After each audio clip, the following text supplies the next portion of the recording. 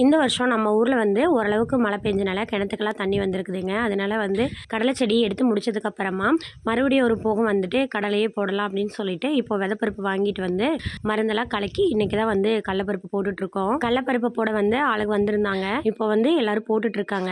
கடலப்பருப்பு போடுறதுக்கு வந்து பார்த்தீங்கன்னா 500 ரூபாய்ங்க கூலி. நம்ம ஊரில் வந்து விவசாயத்தில் ஒவ்வொரு வேலைக்கும் ஒவ்வொரு ரேட்டு அப்படிங்கிறது மாதிரி ஆயிடுச்சு. தட்டை இருக்கிறதுக்கு ஒரு கூலி, கடலை பொரிக்கிறதுக்கு ஒரு கூலி, கடலப்பருப்பு போடுறதுக்கு ஒரு கூலி, அந்த மாதிரி எல்லா ஊர்லேயும் இந்த மாதிரி தான் வந்து ஒவ்வொரு வேலைக்கும் ஒவ்வொரு கூலி அப்படிங்கிறத கீழே கமெண்ட்ஸில் சொல்லுங்கள். கடலப்பருப்பு போட்டவங்க வந்து ஒரு 10 மணி வாக்கில் குடிக்கிறதுக்கு ஏதாவது கேட்டாங்கன்னு சொல்லிட்டு இப்போ கஞ்சி தான் வந்து கரைச்சி கொண்டு போய் கொடுத்தோம். அவங்க குடிச்சிட்டு நாங்களும் வந்து கூடவே குடித்தோம். நானும் என்னோட தங்கச்சியும் கீழே கடந்த கல்லையெல்லாம் வந்து பொறுக்கிட்டு இருந்தோம். அதனால நாங்களும் அங்கேயே வந்து குடிச்சிட்டோம். காட்டுக்குள்ளே உட்காந்து குடிக்கிறதே வந்து ஒரு தனி சுகம் தான். கடலப்பருப்பு போட்டு முடிச்சதுக்கப்புறமா அடுத்த நாள் வந்து தண்ணி பாய்ச்சி விட்டுட்டோம். களை செடியும் அழகு போல் எல்லாமே சூப்பராக முளைச்சி வந்துருச்சுங்க.